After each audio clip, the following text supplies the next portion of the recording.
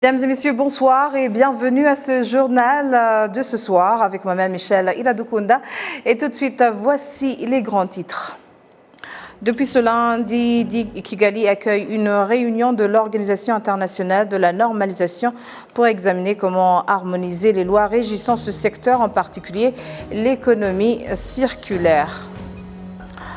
Le volume des exportations qu'effectue le Rwanda a augmenté de 37,2% au premier trimestre 2022 d'après la Banque nationale du Rwanda.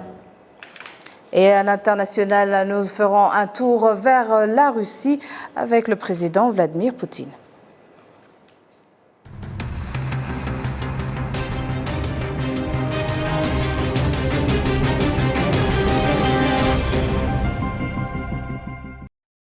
Bienvenue encore une fois à ce journal. Le ministre des Affaires étrangères et de la coopération, le docteur Vincent Biruta, qui a participé cette semaine aux travaux de la 77e Assemblée des Nations Unies au siège de l'organisation à New York aux États-Unis, s'est entretenu hier samedi avec le ministre des Affaires étrangères du Koweït, Cheikh Dr Ahmed Nasser Al Mohamed Al Sabah. Leurs discussions ont porté entre autres sur le renforcement de la coopération dans des domaines variés tels que le commerce et des investissements. Le ministre Biruta s'est entretenu également avec son homologue bulgare Nikolai Milkov. Ils se sont prononcés sur la mise en place d'une coopération bilatérale et multilatérale. Auparavant, le ministre rwandais des Affaires étrangères avait rencontré son homologue de Brunei et les deux parties avaient signé un accord général de la coopération. Depuis ce lundi également, Kigali accueille une réunion de l'Organisation internationale de la normalisation pour examiner comment harmoniser les lois régissant ce secteur, en particulier l'économie circulaire. Avant ce grand rendez-vous, les experts venus de 40 pays se sont rencontrés ce dimanche pour échanger sur l'agenda à soumettre à la réunion de lundi. La présidente du comité technique sur l'économie circulaire nous détaille ici ce qui occupera les délégués pendant 5 jours que va durer cette conférence de l'Organisation internationale de la normalisation. Donc on travaille sur la définition de l'économie circulaire. Qu'est-ce que ça veut dire ? Donc l'économie circulaire, c'est retenir la valeur, la matière des produits avant, être capable de les réparer, de les remanufacturer avant de générer des déchets, donc pour réduire les déchets que l'on produit.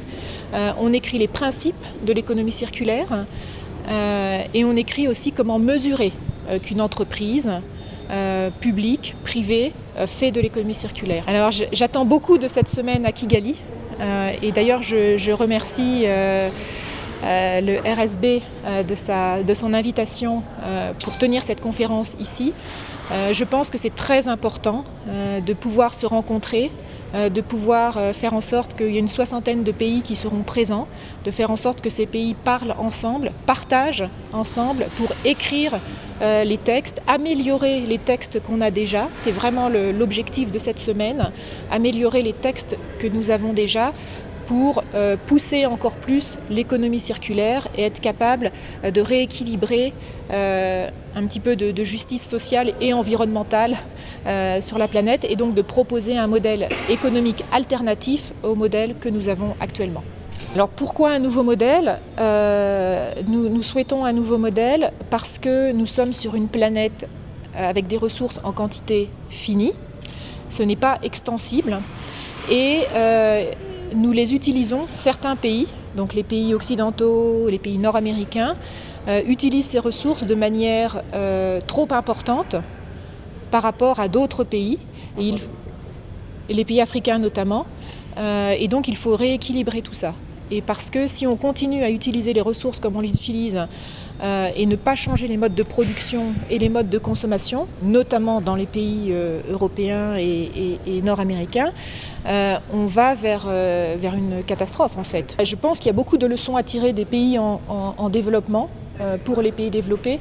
Le mal des pays développés, c'est le fait qu'on a poussé les modes de production et de consommation de façon outrancière et qu'on est dans un cycle infernal de toujours plus.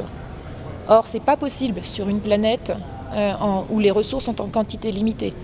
Donc, il y a des choses qui se font dans les pays en développement dont on devrait s'inspirer pour moins consommer de ressources dans les pays développés. Donc il y a un rééquilibrage à faire, mais c'est très compliqué. Le directeur de l'agence rwandaise de normalisation estime que cette conférence de Kigali permettra aux pays africains et aux pays en voie de développement en général de faire entendre leur voix pour ne pas subir ces lois relatives à la normalisation. C'est au total 85 pays venus du monde entier qui seront représentés dans cette conférence de Kigali. La Banque nationale du Rwanda indique que le volume des exportations qu'effectue le Rwanda a augmenté de 37,2% au premier trimestre 2022. Kassim Youssouf pour les détails. Des opérateurs économiques rwandais dans l'exportation admettent que le volume des produits qu'ils exportent augmente parce qu'ils sont beaucoup demandés au marché.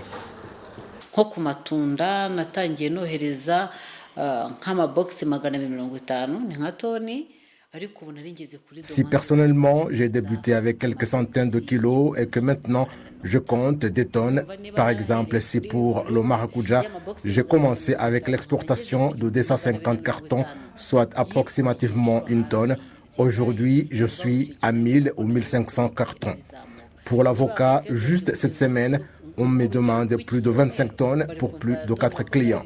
Il est évident que si j'étais à une tonne et que je suis maintenant à 5 tonnes de maracuja, 5 tonnes d'avocat et maintenant 25 tonnes, le volume augmente selon la demande au marché.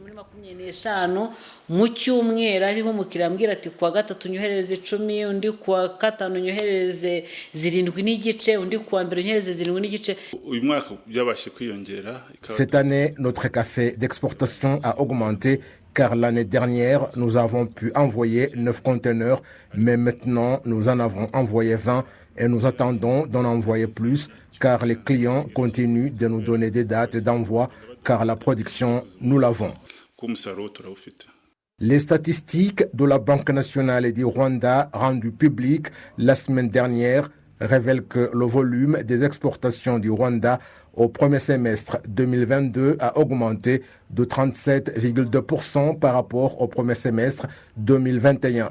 Cet accroissement des exportations a entraîné l'augmentation des recettes jusqu'à 708,3 millions de dollars par rapport à 516,2 millions de dollars au premier semestre 2021.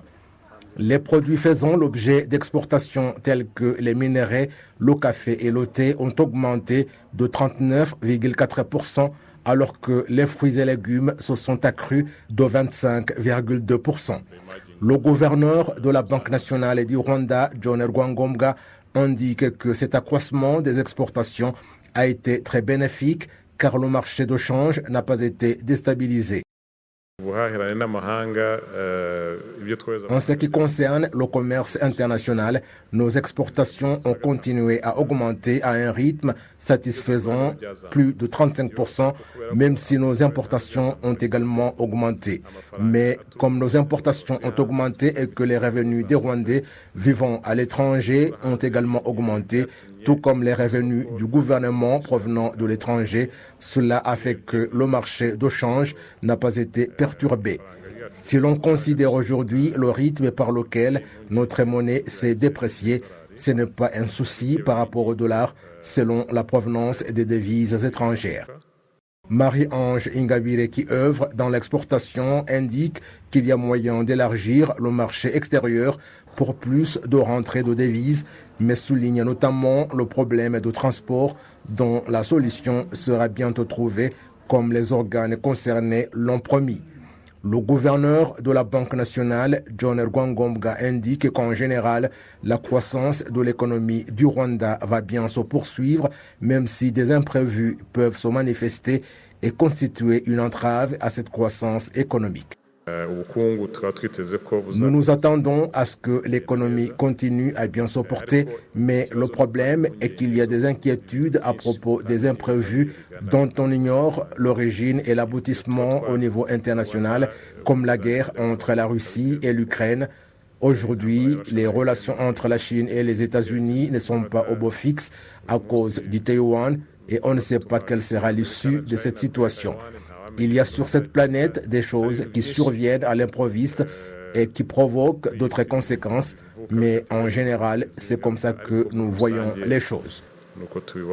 L'accroissement des exportations a favorisé la réduction du déficit de la balance commerciale du Rwanda de 13,7%.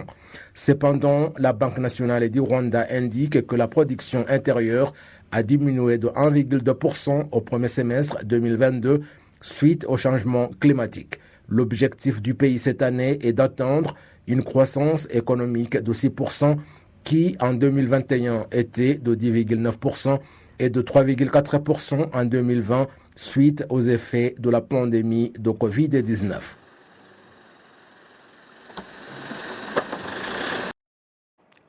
La population avoisinant le parc national des volcans au nord du Rwanda se félicite du développement occasionné par les revenus touristiques provenant des efforts consentis par le gouvernement du Rwanda pour préserver les gorilles des montagnes, une particularité du parc national des Virunga ou bien des Virunga et des volcans. Le point avec Jean Damascène Manichimwe. Dans les 30 dernières années, les gorilles de montagne figuraient parmi les espèces en voie de disparition, mais actuellement, la population des gorilles a augmenté de façon satisfaisante. Les gorilles de montagne constituent un attrait touristique essentiel au Rwanda. Ceux qui visitent cette réserve naturelle dans les hautes montagnes du nord du Rwanda ne cessent de s'émerveiller et d'apprécier la politique du pays de sauvegarder l'environnement et la biodiversité en général. C'est le cas de la star ivoirienne, l'international footballeur Didier Drogba, qui visite régulièrement le Rwanda, en particulier le parc national des volcans. Je suis très heureux d'être ici aujourd'hui, et ce pour quelques jours. Il faut savoir que ce n'est pas la première fois que je viens au Rwanda. Mais là, c'est la première fois que je viens pour cette occasion, pour la promotion du tourisme écologique. Et c'est magnifique pour moi. C'est une première expérience. Et j'ai hâte de faire cette rencontre avec les gorilles et surtout de partager cette expérience pour faire comprendre aux gens l'importance de préserver notre environnement pour eux, mais aussi pour nous. Il y a beaucoup d'endroits où on peut investir au Rwanda et je pense que la présentation était très succincte et très belle. Et donc je pense que ça va donner des envies à beaucoup de personnes ici et déjà à moi de revenir un peu plus souvent et puis à d'autres aussi. Alors il faut savoir que la première fois que je suis venu ici c'était en 2009 et on est aujourd'hui en 2022. Il s'est passé beaucoup de choses depuis et je suis vraiment